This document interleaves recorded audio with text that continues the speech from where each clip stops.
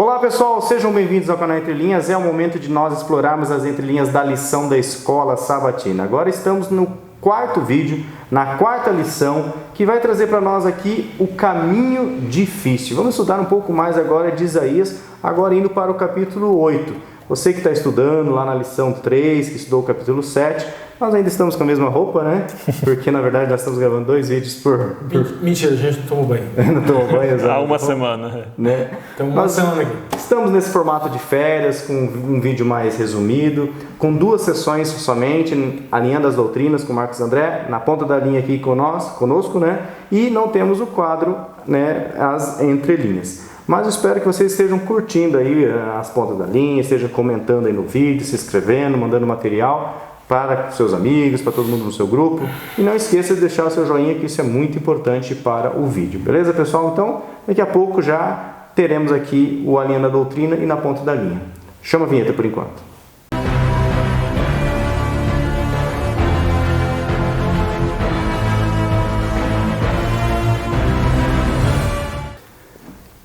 Bom pessoal, seguindo então a nossa doxologia, nós esgotamos um pouco dos comentários aqui, tá? Então vamos direto aqui no Alinhando a Doutrina e depois nos próximos vídeos, quem sabe, a gente grava com alguns comentários.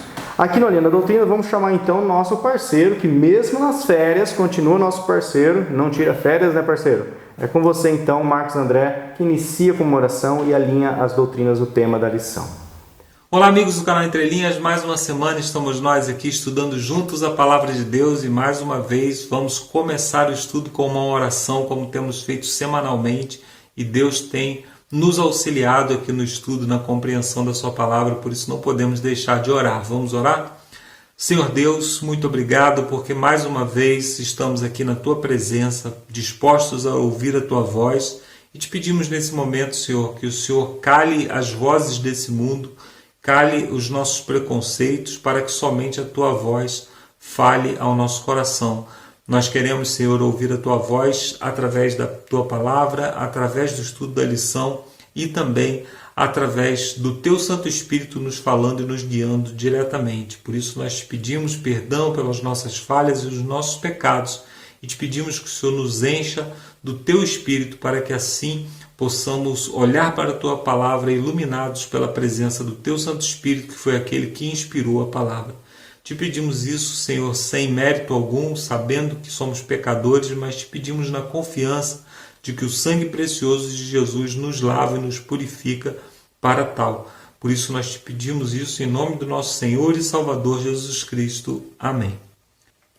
Muito bem, amigos, esse é o quadro Alinhando as Doutrinas, aquele quadro que nós sempre trazemos uma das doutrinas que aparecem nas entrelinhas da lição. A lição dessa semana é meio que uma continuidade da lição da semana passada, fala sobre o caminho difícil e continua falando sobre Acais, as decisões que ele tomou, as decisões erradas que ele tomou no momento de crise e o caminho que ele tomou a partir daí, quais foram as dificuldades que ele foi enfrentando, né? E quais foram os rumos que ele foi tomando a partir dessa decisão inicial dele. E como a lição é uma continuidade da semana passada, eu gostaria de continuar também falando sobre a nossa doutrina número 21, a doutrina de mordomia. Na semana passada eu falei sobre o fato de que Acais ele lança a mão dos recursos, dos dízimos e das ofertas que eram depositados na casa do Senhor. E eu falei sobre a finalidade dos dízimos e nessa semana eu gostaria de falar sobre a diferença que há entre o dízimo e a oferta. Só para lembrar, na semana passada eu falei que o dízimo, nós vimos na Bíblia que o dízimo ele deve ser utilizado unicamente para alimentar aqueles que vivem exclusivamente para a pregação do Evangelho. Para que a gente possa compreender um pouco sobre a diferença dos dízimos e das ofertas, nós precisamos ler alguns textos bíblicos que falam sobre esse tema. E eu gostaria de começar lendo um texto que está em Deuteronômio, no capítulo 16, verso 17. Cada um oferecerá na proporção em que possa dar, segundo a bênção que o Senhor lhe tiver concedido. Então aqui nós já vemos uma diferença muito importante entre o dízimo e a oferta. Qual é essa diferença? O dízimo, a palavra dízimo ela já quer dizer a 10ª parte, então já está determinado que a 10ª parte, ou seja, 10% da sua renda deve ser devolvida como dízimo. E a oferta? A oferta não, é conforme a pessoa determinar no seu coração. É cada pessoa que vai determinar. Cada pessoa vai escolher um valor que vai ser devolvido. No entanto, aqui também nós encontramos um outro princípio muito importante, que é o princípio da proporcionalidade. Ele está dizendo que cada um vai devolver conforme as suas rendas. Então, você precisa manter a sua oferta proporcional às suas rendas. Por exemplo, se você ganha R$1.000 e você devolve uma oferta de R$20 ou de R$100, quando você passa a ganhar R$2.000, você dobra o seu salário, a oferta ela deve acompanhar isso também. Então é muito importante que ao invés de você determinar um percentual, um valor a ser devolvido, tipo R$20, R$100, você determine um percentual. Então, por exemplo, você hoje ganha R$1.000 e devolve R$20. Você transforma esse valor em percentual, vai dar 2%. Então, se você passar a ganhar R$10.000, você vai continuar devolvendo 2% do seu recurso. E assim por diante, 5%, 6%, 8%, você que vai determinar. Outra coisa importante que você precisa compreender a respeito da oferta, que nós precisamos compreender a respeito da oferta, é a sua finalidade, para que ela deve ser utilizada. Lá em Êxodo, no capítulo 25, diz assim: fala aos filhos de Israel que me tragam oferta. De todo homem cujo coração o mover para isso, dele receberei a minha oferta. Qual a finalidade que Deus está pedindo aqui? O capítulo 25 de Êxodo está falando sobre a construção do templo. Então, um dos recursos, uma das finalidades das ofertas, né, é construção e manutenção de templos.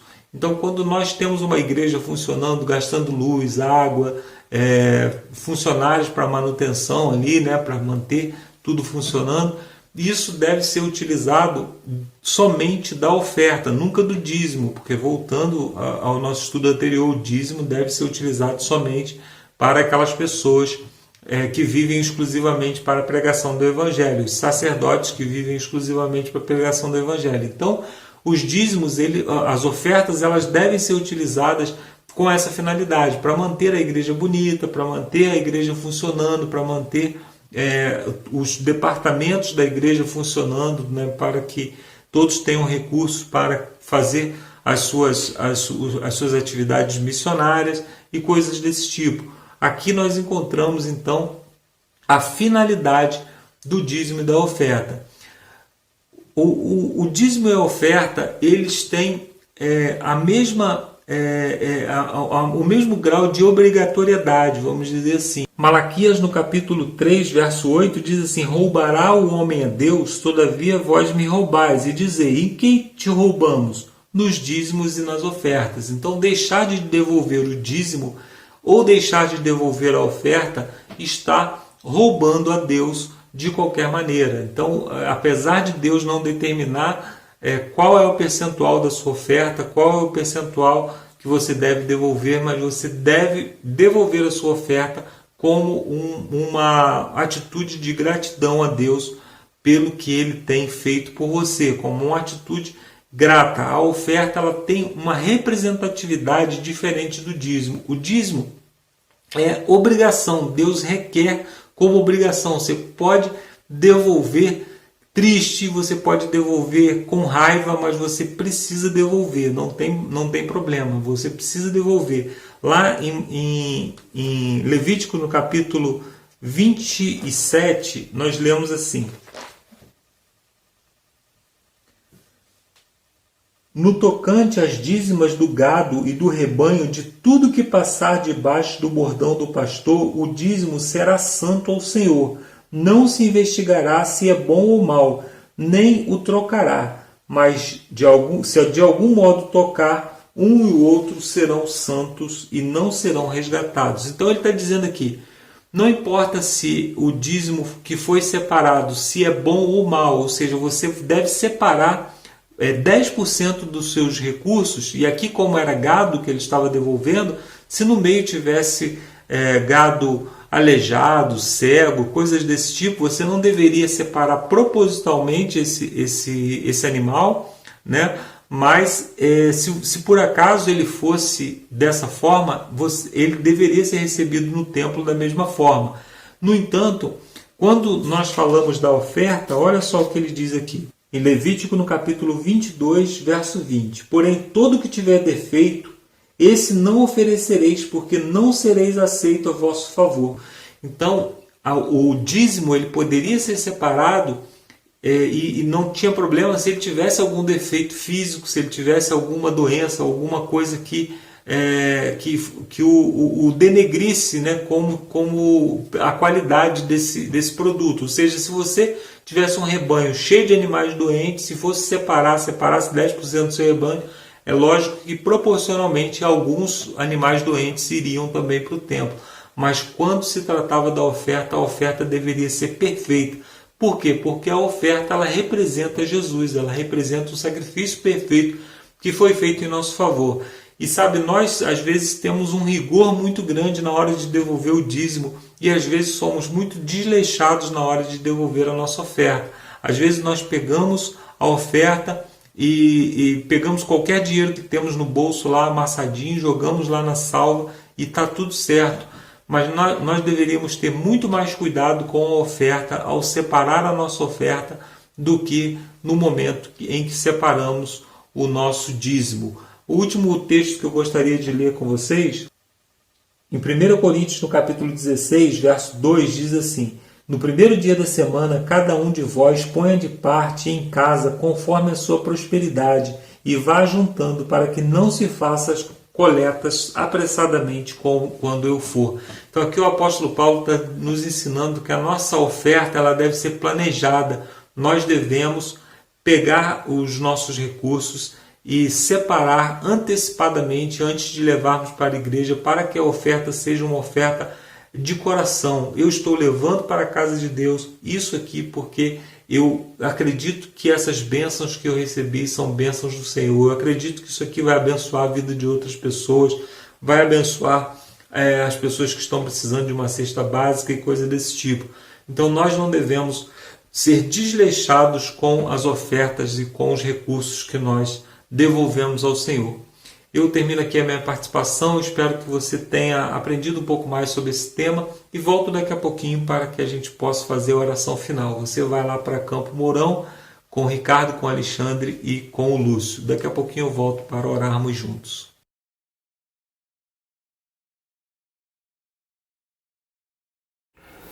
Valeu, Marcos, por ter alinhado a doutrina e também já iniciou com uma oração a lição. Agora nós vamos então na ponta da linha de cada dia aqui da semana. No sábado temos como tema o caminho difícil, que é o tema da lição. Então, na ponta da linha agora, Ricardo. Na ponta da linha do sábado, bom, gente, na lição... Mais uma historinha. Ah, não se estraga a piada. Na lição número 1 veio uma história, na lição número 2 veio a história, na lição número 3 veio a história, na lição número 4 adivinha, veio a história. Mas eu não estrago a piada. Assim. Mas então conta a piada que a gente falou atrás das câmeras, que você estava conjecturando, falou assim, o Ricardo... Não, já foi, né? Não, agora a gente sabe que eles ficam conversando. Já foi, a gente já fez essa piada no vídeo 2 já. A gente começa a misturar, porque a gente não sabe, grava um vídeo em cima do outro. Não, e tipo, gente, a gente gravou há 2 dias lição 1 e lição 2. É isso, né? E agora estamos gravando a lição 3 e a lição 4. Vamos lá. De novo eu vou contar a história, tá, gente? A história agora é de uma garotinha cega. Parece que ela é do Harlem, em New York, e o prédio dela, a casa dela, alguma coisa assim, estava pegando fogo, provavelmente prédio, né? E os bombeiros desesperados, que a menina estava andando lá na beira da janela, na marquise, alguma coisa assim. E o pai pegou o megafone e o pai falou, pula. Provavelmente devia ter aqueles colchões, né? Aqueles colchões de ar, só que era uma menina cega, como fazer orientação. E ela, confiança total no pai, pulou e, segundo a tradição, não quebrou nada, não teve nenhum tipo de dano. Ela não se machucou. E aqui a moral da história, de novo, é a questão da confiança nessa. Daí ele fala assim, dessa forma Deus deu evidências poderosas de que ele desejava o melhor para os seus filhos, igual o pai da menina, né? Mas eles rejeitaram o caminho suave. E na lição dessa semana veremos as lições que aprenderemos dos erros de Israel, os erros deles. A gente estava até renomeando a lição, né? Vai ser crise de confiança, já que foi a crise de liderança, crise... Como é que é o nome do autor mesmo? O sobrenome dele é... Mais uma página aqui, só pra gente achar... Aqui, Roy Gain. Roy, as crônicas de Roy. As crônicas de Roy. Não, mas ele usa historinhas já conhecidas, né? Bom, vamos então agora avançar aqui na ponta da linha de domingo. Profecia cumprida em Isaías 7, 14 e 16. Na ponta da linha, Ricardo. Bom, gente, de novo nós voltamos a falar de Emanuel, só que agora vai ter uma outra ênfase, né? Isso. E tem aquele contexto histórico de novo para vocês entenderem, né? Que nós temos uma aliança sírio-israelita ou sírio-efraimita, que é o que, gente? É o reino do norte se aliou com a Síria. Mas agora o enfoque dos versículos é o enfoque daquilo que o profeta disse. O profeta disse o quê? Que antes que Emanuel pudesse, que aquela criança que iria nascer da donzela, que ela pudesse discernir entre o bem e entre o mal, os reis da Síria e os reis do reino do norte, que o poder deles seria extinto.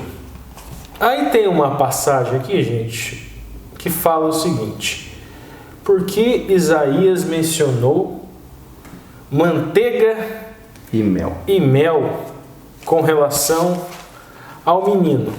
Aqui, a gente tem a expressão que está em Isaías 7:15, rená, que às vezes está traduzido por manteiga, e devash, que às vezes é traduzido por mel. Rená não é propriamente manteiga, seria melhor tradução seria coalhada. Um leite grosso. É um leite grosso. Leite grosso. E davash pode ser mel, pode ser um tipo de xarope ou um tipo de melado. Então essas seriam as duas expressões hebraicas para leite grosso. Mas a pergunta é, por que falou do menino, né, gente? A gente tem a interpretação de Thomas Cole com relação a essa passagem. Legal. Que ele fala que o menino teria uma educação de modo comum, como as crianças se alimentavam naquela época, com coalhada e mel. A gente tem Joseph Benson que utiliza que o menino teria uma maneira usual, da maneira usual dentro do judaísmo.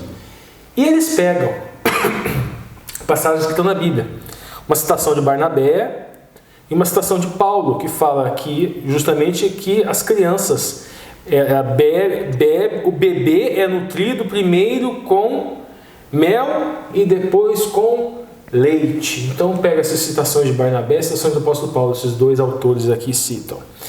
Agora, o autor da lição, ele vai falar que ele vai falar que isso aqui é uma dieta dos nômades, veja bem.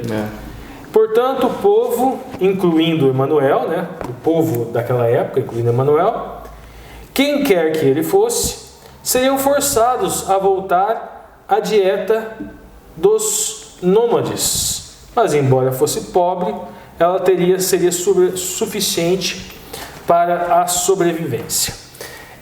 O Ricardo do futuro, sabe, ele vai depois voltar e vai ler versículo por versículo de Isaías 14 a 16 para elucidar melhor isso daqui, para isso daqui ficar mais claro, tá, gente? Ok. Bom, seguindo, gente. Aqui depois faz uma pergunta: quanto foi cumprida sobre a Síria, a profecia sobre a Síria e Israel do Norte? E a resposta está logo abaixo. Essa profecia foi dada em 734, e 2 anos depois da profecia, Síria e Israel haviam sido finalmente derrotados, e tudo acabou para os dois reinos que haviam ameaçado a casa. Um pouquinho antes, a gente vai falar o seguinte, vai falar a questão do suborno de Acaz a Tiglat-Pileser III, e em razão desse suborno ele aceitou suborno, vamos dizer, esse agrado, né? Para que se aceitasse o apoio da Síria contra a coalizão sírio-efraimita. E pouco tempo depois, pelas mãos do rei assírio, essa coalizão ela veio a cair. Ele conquistou Damasco e fala o seguinte, gente, que o povo foi salvo quando Oséias, após assassinar o rei Peca, rendeu-se e prestou tributo. Daí, por volta de 733, 732, Tiglat-Pileser III conquista Damasco. Seguindo, depois ele foi sucedido, gente, por Salmanaser V, por volta do ano 727. Aí fala de um suicídio político. Quando o rei de Israel, Oséias, ele se rebelou contra a Assíria, e os assírios tomaram Samaria, ou seja, no Reino do Norte, em 722. E aí se cumpre aquilo que a profecia de Isaías 7:8. Dentro de 75 anos, Efraim deixará de ser povo. Como se cumpriu isso? Olha lá, deixar de ser povo, o que tem a ver com a queda de Damasco? Com a queda de Damasco, eles foram anexados ao Império Assírio, e aquelas províncias, aquelas cidades, naquelas cidades eles foram perdendo a sua identidade.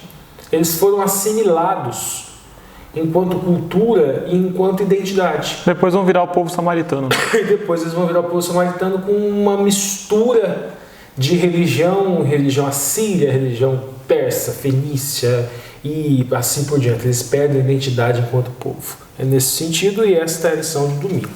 Legal. Avançando então agora para a segunda-feira, consequências previstas. É claro, né? Isaías 7, 17 a 25, na ponta da língua. Ricardo. Vamos lá. Aí ele vai começar a falar sobre o quê? Houve um convite de Israel para voltar, que foi feita uma súplica através do profeta, né? A gente sempre Deus dá. Com muito amor, é feita uma citação de Ellen White, né? Os Patriarcas e Profetas, página 325. Fala assim, o convite sobre o convite foi enviado aos rebeldes de Israel para que retornassem à submissão de Jeová. As súplicas dos profetas eram cheias de amor. Então eles não foram deixados assim à deriva. Não, houve pedidos e mais pedidos para que eles voltassem. Aí depois vai falar o seguinte, gente. O autor da lição ele vai criar uma dualidade aqui. Uma dualidade que são dois evangelhos, vamos dizer assim, paracás. Um evangelho do bem ou do mal, um evangelho meio torto, vamos dizer assim, uma boa notícia. A boa notícia na concepção de Acas é que foi o fim do império, foi o fim da coalizão sírio-efraimita, ou sírio-israelita. E a outra boa notícia é que a Síria, aí vem a má notícia agora, né, gente? É que a Síria ela seria tão ruim para esse povo, para o Reino do Sul, quanto o Egito foi para Israel, foram escravizados. Então seria uma escravidão similar àquela escravidão do Egito. Ele vai desenvolver um raciocínio também aqui que eu achei muito interessante, que é bom, pode ser desenvolvido na classe, utilizando a graça. Que Acas recusou uma boa nova do profeta, e uma boa nova de que a salvação seria de graça. Ele não precisava fazer conchavos, não precisava se apoiar em pau podre, não precisava confiar na força da mão humana, na espada humana, não precisava confiar no barbeiro humano. Ricardo do futuro depois vai explicar o que é essa navalha e quem é esse barbeiro. Nos versos, né? Isso, e ele acabou alcançando a maldição. Cita o Salmo 118:9, né, que buscar refúgio no Senhor. E ele vai falar de algumas evidências arqueológicas que comprovam que o povo assírio tinha um desejo por poder que ele era insaciável. E a última coisa, a outra lição termina com 2 Reis e com 2 Crônicas, que vai finalmente mostrar como é que foi o destino de Acaz. E Acaz, ele tomou o despojo da casa do Senhor e levou ao Império Assírio, da casa do rei, dos príncipes, e levou para o Império Assírio, ou seja, para um estrangeiro. Ele sacrificou a deuses assírios, fez sacrifícios, acendeu incensos. Ele fez com que fosse construído um templo nos moldes dos templos assírios. Agradar os caras. Sim, e o fim dele, vamos dizer assim, eu acho que a consequência prevista mais interessante, ele morreu, foi enterrado na sepultura próxima dos seus pais em Jerusalém. Entretanto, ele não foi sepultado junto ao túmulo. Ele morreu próximo, mas lá em 2 Crônica ele não foi sepultado no local dos reis, junto com os reis. A gente vê isso em 2 Crônicas, capítulo 28. Legal. Agora, antes de nós avançarmos aqui para a ponta da linha de terça e irmos para o capítulo 8 de Isaías, nós vamos chamar então o Ricardo do Futuro, que vai trazer então a leitura aqui dos versos, do verso 14, 15, 16, até o final aí do capítulo 7 de Isaías. Então, Ricardo do Futuro, é com você. Olá, gente, Ricardo McFly aqui, na lição 4. O que nós vamos fazer? A mesma coisa que nós fizemos no vídeo passado. Vamos ler verso por verso alguns relevantes, fazendo uma pequena seleção. E nós vamos ter que começar, para a gente entender essa lição de domingo e de segunda-feira, nós vamos ter que começar, gente, lá no versículo 11, capítulo 7, Isaías 7, versículo 11. Quando se pede um sinal, a expressão hebraica ot, sinal, letra ou milagre. É a mesma expressão que nós encontramos sobre o arco-íris, que foi dado a Noé, por exemplo. Mas Acaz, não, eu pedi o sinal, eu não vou provar o Senhor de maneira alguma. Agora veja bem, gente, a expressão usada por Isaías aqui, pede o sinal, é sha'ar, pergunta, pede, tomar emprestado. Ela tem a da mesma raiz de shi'el, que significa perguntar, e aqui o ponto. Mendigar, esmolar, pedir misericórdia. Então, em razão dessa raiz, isso nos leva a crer que Isaías estava falando, se utilizou de uma expressão onde Acaz precisava ser humilde, se humilhar, pedir a Deus por misericórdia. Shiel, gente, se escreve exatamente com as mesmas letrinhas de Sha'al. Ela significa pedir misericórdia. É isso que Yeshayahu estava falando para Acaz. Peça misericórdia, peça de forma humilde um sinal.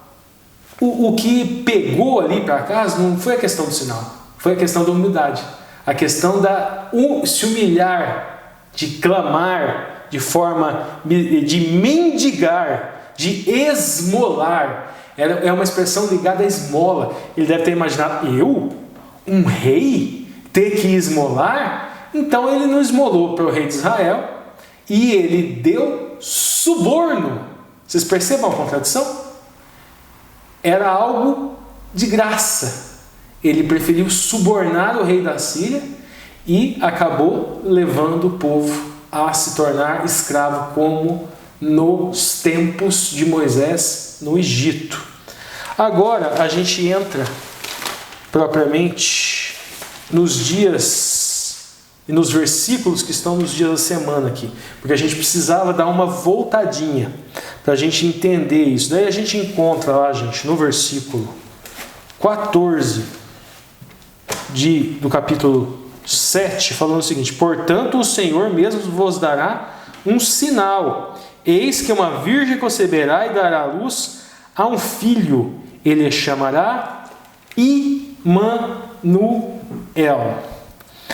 O Alexandre provavelmente ele vai desenvolver esse raciocínio, que a gente encontra, gente, aqui propriamente em Isaías no capítulo 7, algumas interpretações. Uma interpretação que seria que seria um filho de Isaías, que seria Ezequias, mas propriamente no livro de Mateus há uma referência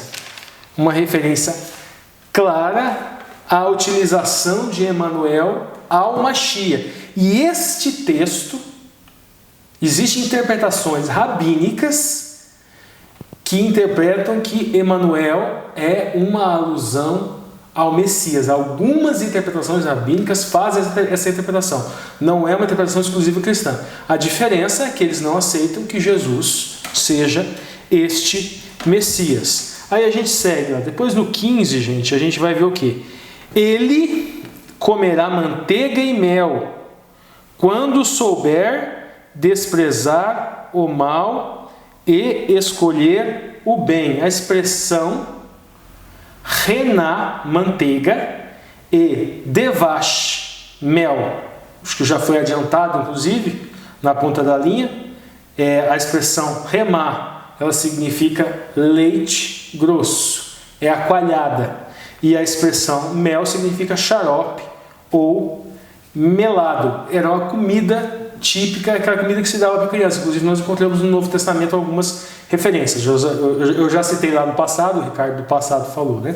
Seguindo, agora o 7,16, gente. 7,16 fala o seguinte: na verdade, antes que esse menino saiba desprezar mal e escolher o bem, será desamparada a terra, ante cuja dois reis tu tremes de medo. Quem são esses dois reis que a casa estava com medo? É o rei da Síria e é Peca, o rei do reino do norte. Aí seguindo agora, vamos lá, gente. 17. Mas o Senhor fará vir sobre ti, sobre o teu povo, e sobre a tua casa, e sobre o teu pai, por intermédio do rei da Síria, dias tais quais nunca vieram, desde o dia em que Efraim se separou de Judá. Aí seguindo, a gente 17, gente, 18 agora.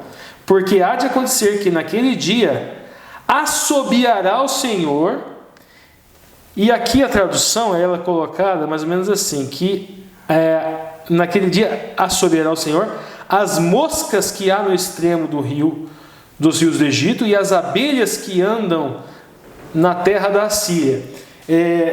A interpretação mais adequada que eu entendo aqui, gente, é que seria como moscas e como abelhas, se utilizando de uma alegoria assim, desses insetos, como se fossem os soldados, que os soldados viriam como as abelhas e como as moscas, vêm voando, vem no sentido de velocidade. Aí a gente vai lá, gente, vamos lá, seguindo 19. Elas virão, pousarão todas nos vales profundos. Lembra que lá atrás, lá quando eu fiz aquela recapitulação, lá na semana passada, acho que o capítulo 3, se não me engano, lá, que eles fogem, que o povo de Deus que adorava imagens, eles abandonam as imagens aos insetos e fogem para as cavernas e tentam se esconder nas frestas. O link que eu falei para vocês gravarem lá na semana passada é justamente esse aqui, ó. Veja bem, que esse exército do Egito e da Síria, eles virão e pousarão todos os vales profundos e nas fendas das rochas. Ou seja, aquelas pessoas que praticavam idolatria, que adoravam imagens, que se esconderam nas cavernas, também serão pegas. É isso que significa o verso 19. E todos os espinhos e todos os pastios. E daí a gente chega aqui agora no 20, gente. E aqui aquilo que eu falei do barbeiro. Naqueles dias raspar-se-á o Senhor com uma navalha alongada do outro lado do rio. Em algumas traduções, eles falam que eles chamam o rei da Síria que Deus utilizará um barbeiro, que é o rei da Síria. Em outras traduções, fala que ele se utilizará de uma navalha, que o Senhor se utilizará de uma navalha que está na mão do rei da Assíria. Algumas traduções utilizam assim: o rei da Síria é um barbeiro, e raspará com uma navalha que está com o rei da Síria. Esse raspar aqui, o ta'ar, pode ser uma navalha, e daí você pensa no raspar da barba, mas pode ser também a bainha de uma espada. Então é a vergonha trazida pela bainha de uma espada, ou seja, trazida pela guerra. Aí no 7:21, naquele dia sucederá que um homem manterá apenas uma vaca e 2 ovelhas, será tão abundante de leite, e eles lhe darão que comerás, aí de novo manteiga e mel, que eu já falei que é coalhada e mel, comerá todo o restante na meia terra. Aqui eu expliquei também já que a expressão idiomática da questão da coalhada e do mel, né? E seguindo, gente, agora já estamos terminando, vai até o 25. 22, 23. Naquele dia, todo lugar que houver 1000 vidros de valor e 1000 ciclos de prata será para espinheiros e abrolhos. Está enfatizando a destruição de Jerusalém aqui. 24. Com flechas e arcos se encontrará aí, porque os espinheiros, abrolhos, cobrirão toda a terra. Aqui a gente tem que lembrar lembra lá do vídeo da semana passada que eu fiz aquela recapitulação do versículo 6, do versículo 5 de Isaías, onde fala que Israel era aquele vinhedo que dava fruta sem doce e que o dono tirou os muros para os animais destruírem, porque ela não dava uva doce, só dava uva brava. E este quadro também está linkado com lá atrás, gente. E agora o 25, quando todos os montes que os homens costumam achar, por ali não irás por temer os espinhos e abrolhos, e serão para pastos e bois para serem pisados. O que está dizendo aqui? Está dizendo que Israel ela se tornará inabitada, que apenas servirá para o gado pastar, que o destino de Israel seria esse. Essa seria o triste fim de Israel, que negou pedidos e mais pedidos de volte para mim, do seu dono, e acabou caindo na mão dos inimigos em razão de produzir fruta sem sabor, em razão de não ter misericórdia para com o povo, misericórdia para com o estrangeiro, dos seus políticos, subverter a justiça por dinheiro, de não atender ao órfão, não atender a viúva, não ter hesed, misericórdia, e não praticar tzedakah, atos de justiça e atos de caridade. E se apegar às coisas que não têm valor divino. Perfeito. E se apegar às coisas que não têm valor divino, como disse o Lúcio. Valeu, Ricardo Futuro. Agora sim, né? Ricardo McFly. Vamos avançar então na ponta da linha de terça-feira, o significado de um nome. Isaías 8, de 1 a 10. Legal. A lição de terça-feira, então, como o Lúcio falou, é Isaías 8, de 1 a 10. E vai ter agora uma criança que possível ser um dos Emanuéis, né? A gente falou na lição da semana passada dos possíveis Emanuéis, que seria Ezequias, que seria Jesus Cristo, ou que seria o Maer Salal Hasbaz. O que é isso?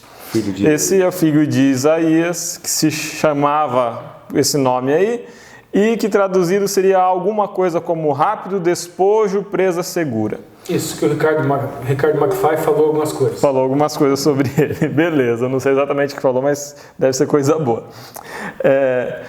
Qual que é o significado desse rápido despojo, presa segura, então? Quando a gente vai ler o conjunto do texto, inclusive descreve a invasão assíria como uma inundação. E a gente sabe que inundação vai estar ligada a movimentos violentos, movimentos bruscos.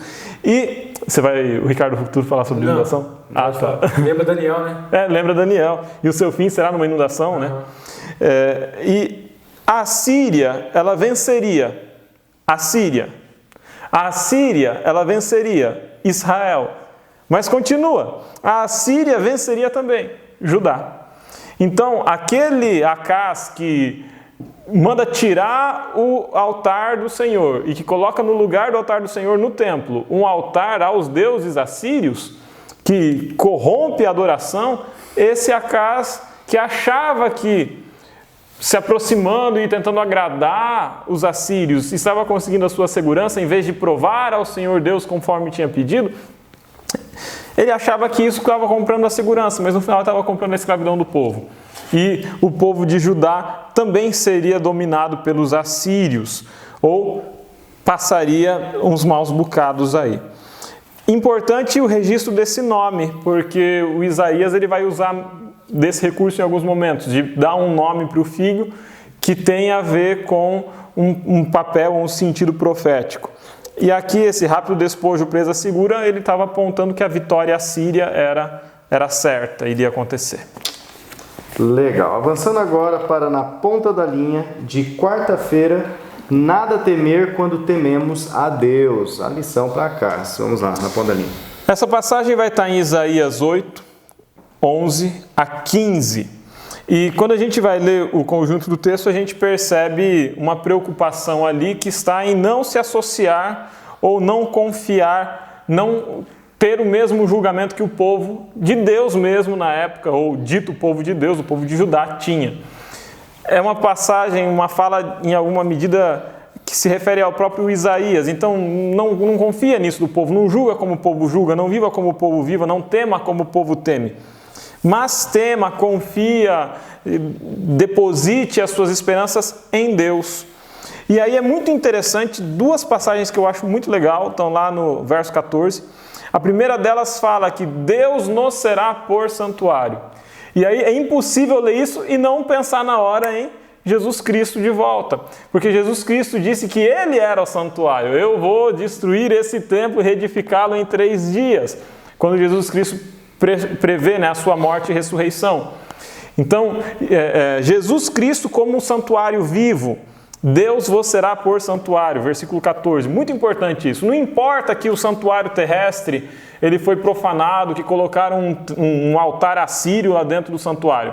Deus vos será por santuário, Isaías. Fica tranquilo, Deus é o seu santuário. Jesus é o santuário em nós. Em nós, mais profundo ainda, né? Nessa medida, nós nos tornamos habitáculo do Espírito Santo. Muito legal. E outra passagem é que pedra de escândalo as 2 casas de Israel. De volta a Jesus Cristo. A pedra que foi rejeitada, essa tornou-se a pedra angular. Essa pedra de escândalo aqui, de volta aponta para Jesus Cristo.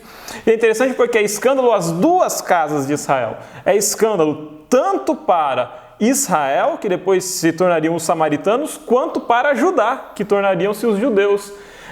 A pedra de escândalo aqui pode ser entendida também como Jesus Cristo. E por fim, essa questão do temor, né? Eu volto à citação de Heschel, eu volto à citação que a gente já trouxe, acho que 2 lições passadas, já a referência está perdida a essa altura do campeonato, que é: o temor do Senhor é o princípio da sabedoria.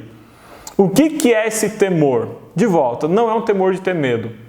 Entender o temor do Senhor como princípio da sabedoria quer dizer que a minha ciência sobre como viver o mundo, a minha ciência sobre como existir, a minha ciência sobre como caminhar nessa terra, essa sabedoria, ela vem do temor do Senhor, ela vem da consciência de que existe um Deus sobre mim, um Deus soberano, um Deus que conduz, um Deus que protege, um Deus que faz com que eu não precise recorrer aos assírios. Nesse sentido, o temor do Senhor, ter a confiança, a certeza e a ciência de que existe um Deus maior do que tudo aquilo que eu posso fazer, é o princípio da sabedoria. Legal. E avançando agora para quinta-feira, a escuridão dos ingratos mortos-vivos, na ponta da linha de quinta-feira, Alexandre. Quinta-feira vai centrar em Isaías 8, 16 a 22. E eu vou querer passar por alguns textos dessa passagem, desse recorte. Em Isaías, versículo 17 e 18 do capítulo 8, a gente tem presente a figura de um remanescente. Então, dentro de todo esse povo que vai sofrer, que vai ser perseguido, alguns vão ficar, alguns vão sobrar. Esse é o remanescente. E é muito interessante porque às vezes a gente lê a Bíblia pensando assim: o povo de Israel é o povo eleito por Deus. A gente esquece muitas vezes que quando fala que na tua descendência será bendita todas as nações da terra, se referia a Jesus Cristo, não a todo o povo de Israel, não a todo o povo judeu, não a toda a descendência de Abraão. É verdadeiro filho de Abraão aquele que faz a vontade de Deus. É verdadeiro filho de Abraão também aqueles que se convertem ao judaísmo.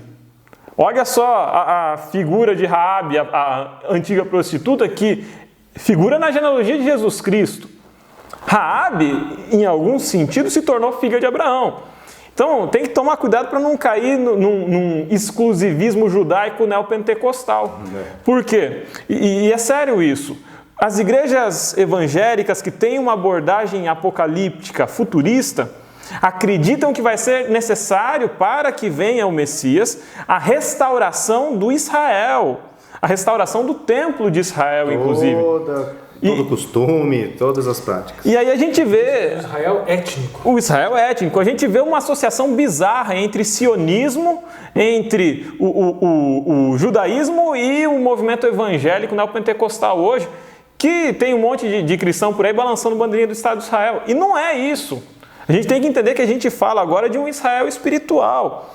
E o tempo inteiro, quando está falando do povo de Israel, fala de um remanescente, é sempre um restinho, não é o povo todo que aceita, não é o povo todo que cumpre a aliança.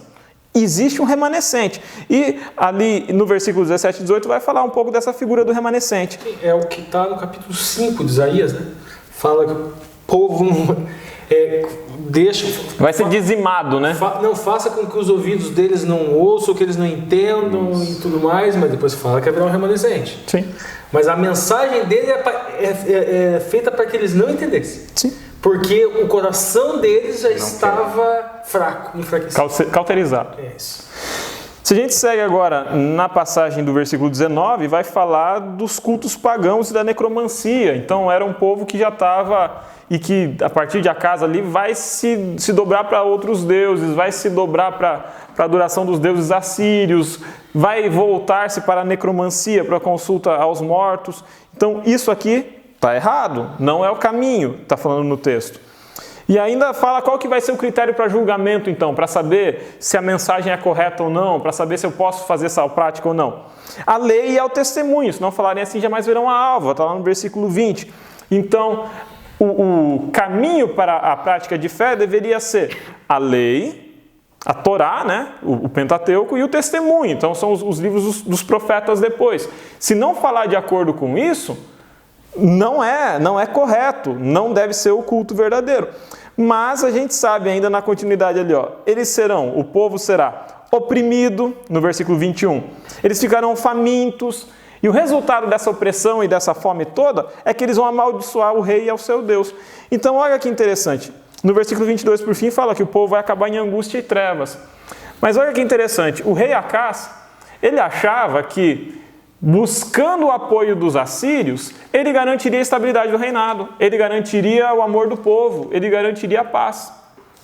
De fato, o que ele consegue é se afastar de Deus, não confiar em Deus, ele termina o seu reinado sem ser amado pelo povo, termina seu reinado odiado, o povo se afasta de Deus, passa a odiar o rei e odiar o próprio Deus. Então olha só como o encaminhamento, quando a gente tenta confiar nas potências dessa terra, ele é um encaminhamento que, por mais que a gente tenha a ilusão de segurança, nos leva para a desgraça. O único lugar onde a gente pode depositar plenamente a nossa confiança é Deus. É no momento em que Deus fala para Acás, faça a prova de mim, no céu, na terra, nas profundezas, faça a prova de mim, que eu vou te livrar. É a gente falar, então beleza, Senhor, me livra. Nem preciso da prova, me livra que eu confio em você. Porque enquanto a gente estiver confiando em assírio para resolver a gente, nosso caminho vai ser aqui angústias, trevas, fome e maldição. Fica a dica aí, né, pessoal? Bom, concluímos aqui então na ponta da linha e chamamos então para encerrar esse vídeo o Marco André, que encerra com uma oração. Então, Marcos, encerra para nós. Segundo Marcos. Muito bem, amigos, chegamos ao final de mais uma lição, chegamos ao final de mais esse vídeo. E eu espero que você tenha colhido bons frutos, tenha aprendido bastante coisas aí e tenha se alimentado espiritualmente. E espero também que você esteja ansioso pelo próximo vídeo, quando voltaremos já com as entrelinhas, né? Eu espero que já no próximo nós já tenhamos aí as entrelinhas. E para terminar esse vídeo, eu gostaria de convidar você a orar comigo, como começamos no início com uma oração também. Vamos orar? Senhor Deus, muito obrigado porque terminamos mais um vídeo, mais uma lição e aqui ouvimos a Tua voz. Nós te pedimos, Senhor, pela Tua graça, pela Tua bondade, pela Tua misericórdia, que o Senhor nos oriente, nos guie pelos caminhos que devemos andar, Aprendemos na lição de hoje sobre caminhos difíceis, pessoas, servos teus que tomaram decisões equivocadas e por isso os caminhos foram tortuosos, mas nós te pedimos, Senhor, que a tua palavra e o teu Santo Espírito oriente os nossos caminhos para que possamos seguir a passos largos em direção às mansões celestiais. Nós te pedimos também, Senhor, que o Senhor abençoe nosso lar, a nossa família, continue nos guardando de todo mal e nos consolando com a esperança de ver nosso Senhor voltando nas nuvens do céu. Nós te pedimos e te agradecemos todas essas coisas em nome do nosso Senhor e Salvador Jesus Cristo. Amém. Muito obrigado, amigos, e até a semana que vem. Valeu, Marcos. Obrigado pela sua oração. Obrigado por todos vocês aí novamente. Espero que todos estejam passando bons momentos aí de início de ano. Já gravamos aqui então a 4ª lição. Daqui a pouco nós teremos aqui na 5ª lição, onde nós vamos tratar um outro assunto, onde nós vamos continuar com Isaías. Espero que vocês continuem aí conosco, estudando essa lição. Espero que todos continuem bem, cuidando aí dos seus. Fiquem com Deus e tchau, tchau. Tchau, tchau. Pronto, deu certo.